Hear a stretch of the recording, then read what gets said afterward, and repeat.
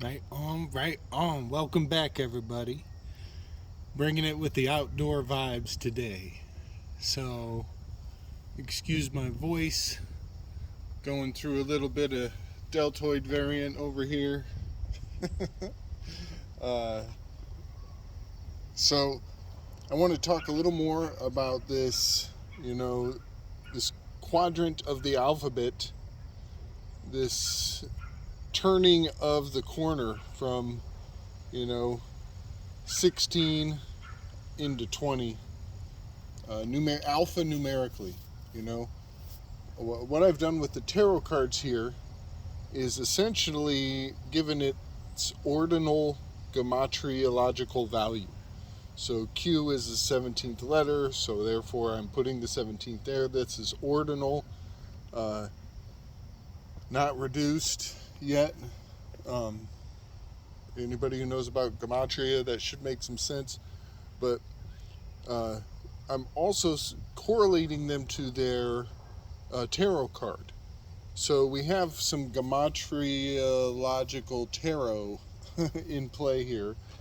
And I'm also, because the tarot has very clear correlation to the zodiac, I am also overlapping the tarot system onto the stars. This is a map of the stars.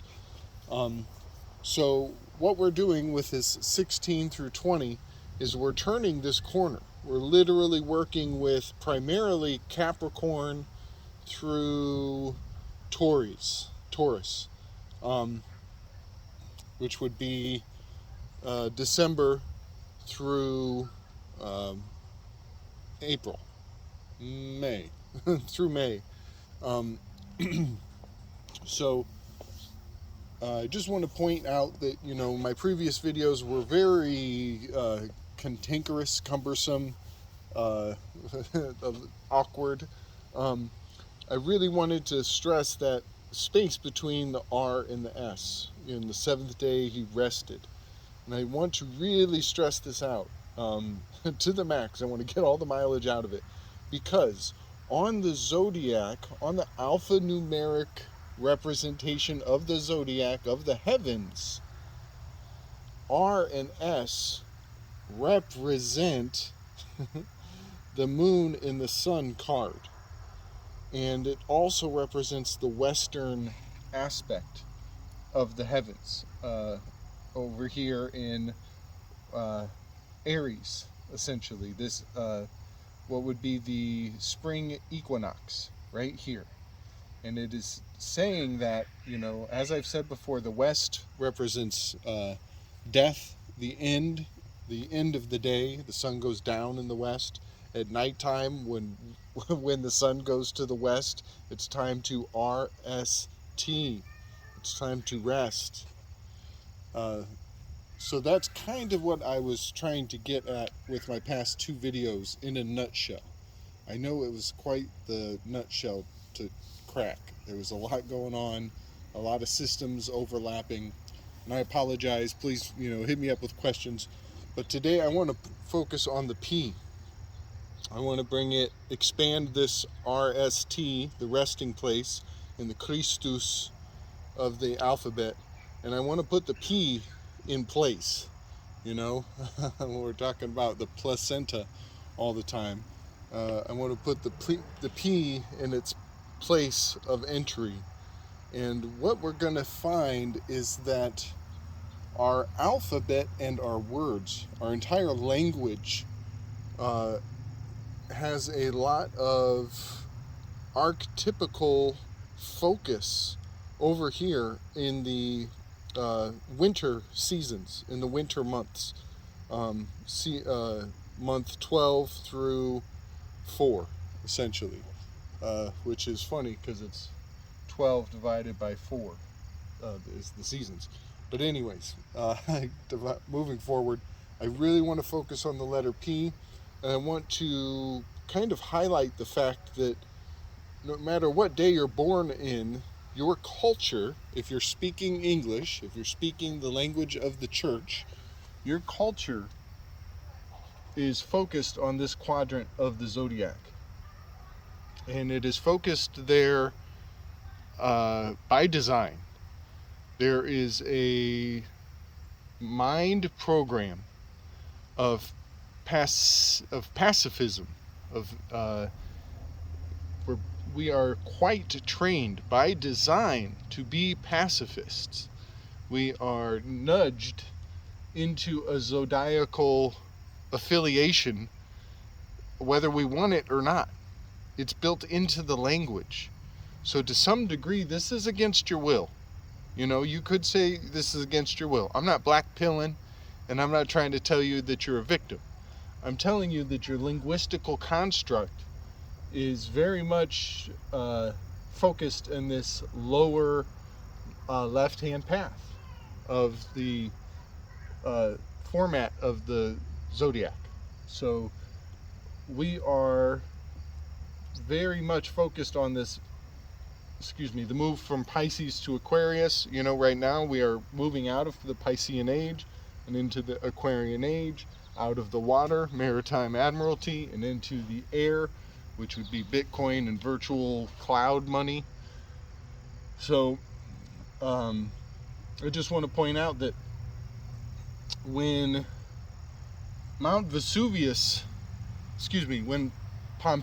when Pompeii erupted, there was a celebration going on in which the celebrants would bring fish to the volcano and feed it fish, as though they were evoking the next age, the turning of the age. So some would say, according to the legend, that was, you know, the age of Aries and the ram's age, and that they were evoking, by sacrificing symbols of the next age, that they were evoking the Piscean age to come forward. And then Pompeii erupted and smoked them fools. So just quite a few things to point out. I've said these in previous videos. You don't have to fish them out if you don't want to. We have two very significant dates in the month of Pisces. We have 2/27, which encodes pi, and we have 3/14, which is pi. So I just wanted to point that out again, so you don't have to dig it out of previous videos. We have the very first day of Aries, the first day of March. The zodiacal March is 3/22, which is a very big, you know, point of interest for certain secret societies. 3/22. You know, down here we got the 2/23 going on. The mirror, the reflection, the moon, some inversions in play. So I want to point out, you know, P, Q, and R, even S, P, Q, R, S, all of those sounds harmonically resonate from the names of the constellations in this quadrant of the sky. So this is a list of constellations. I want you to just keep your ears open for the P, Q, R, S. You'll even get a lot of C, and I'll point that out later. I'll get to that in just a second. So you have Perseus is somewhere up here. Cassiopeia is right at the pi, the line of pi, the marcation of pi. Cassiopeia, there's your pi. Triangulum is right here at the equinox. Lepus is higher up, somewhere in Taurus. Cepheus is right on one of these dividing lines. I think it's right here between Aquarius and Pisces. Pisces. One thing that's kind of strange about these tarot cards is they are not perfectly linear. You know, Aquarius is technically behind Pisces in this progression of the language. You know, we have RS in Aries, RS, Aries, and it jumps over the line. 18 to 19 jumps right over that equinox line. Aries, RS.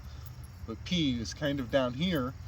And I can't help but notice, you know, P is part of Pisces, but it's also part of Capricorn.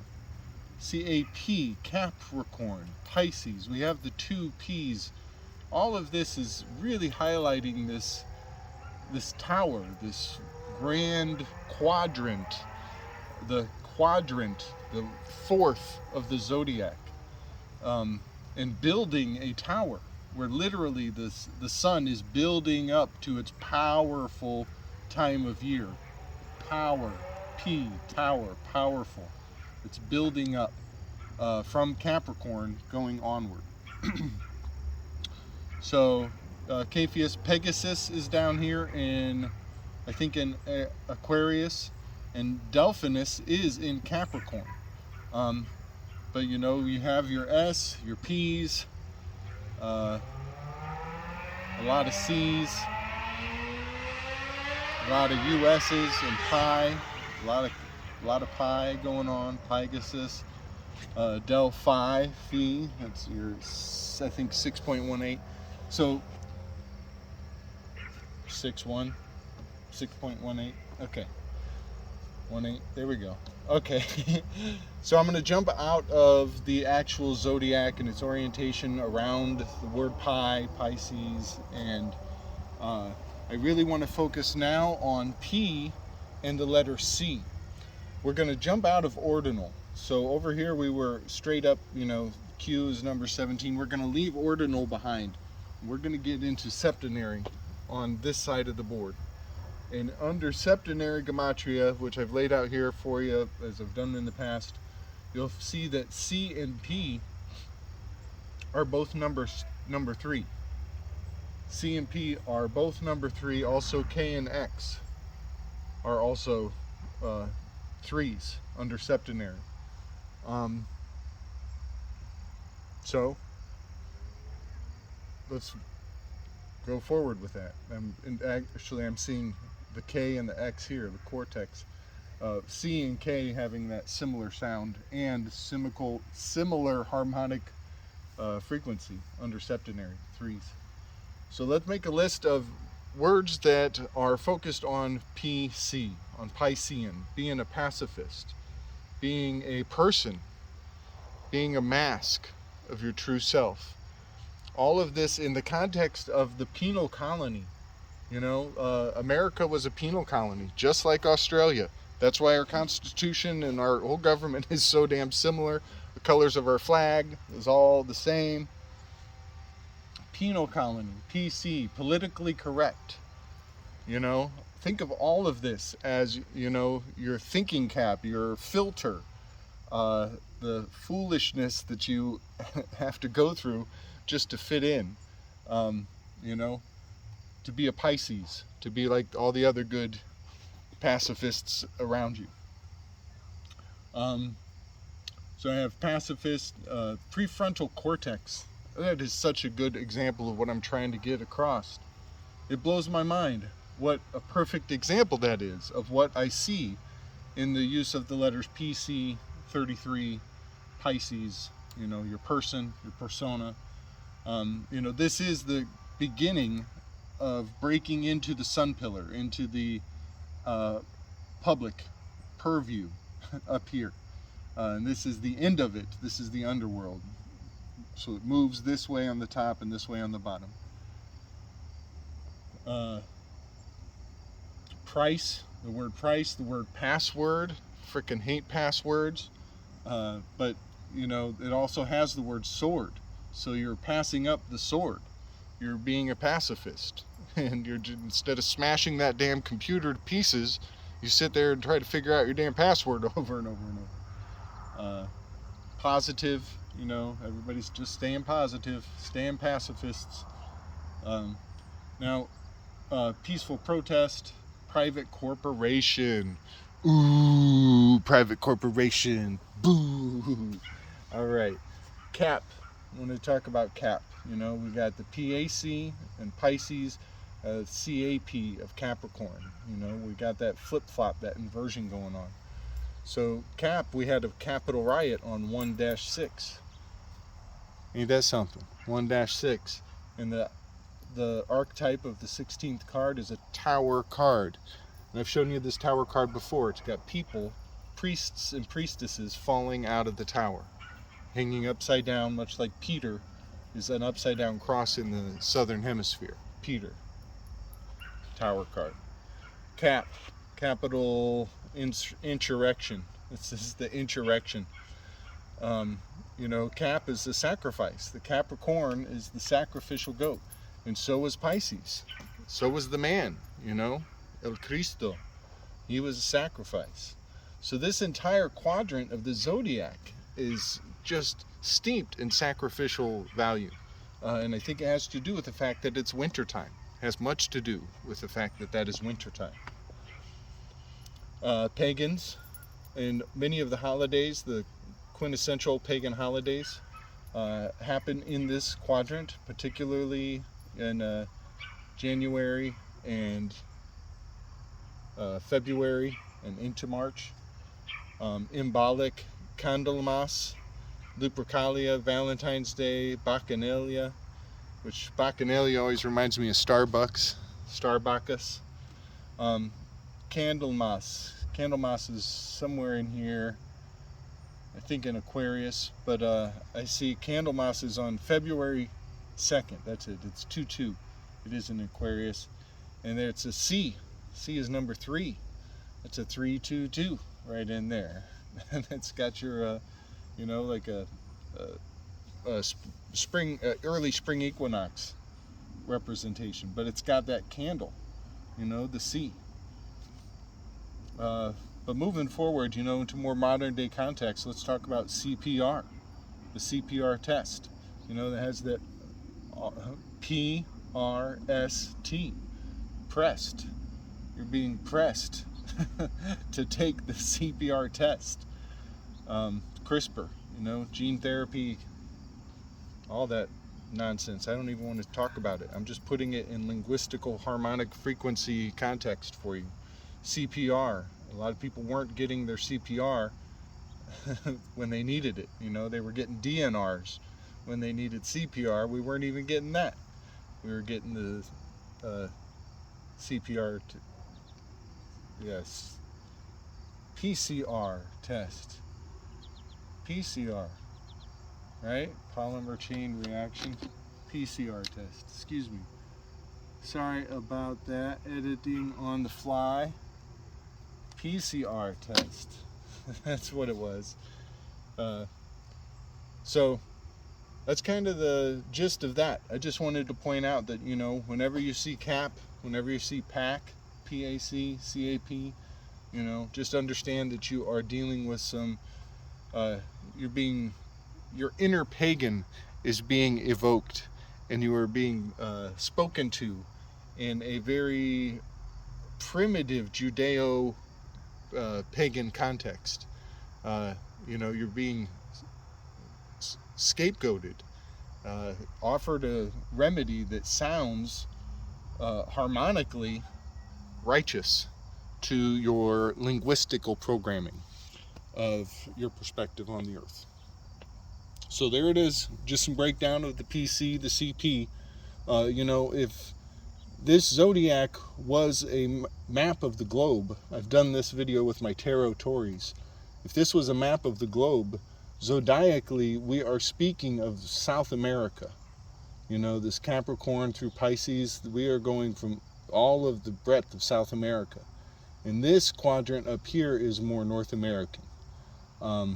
But, you know, go back to my tarot Tory videos to see more on that. Hope that made some sense to you folks. I'm going to bring you in for a close-up on the Tower card. There's your Tower, P. You know, it's got that papal crown.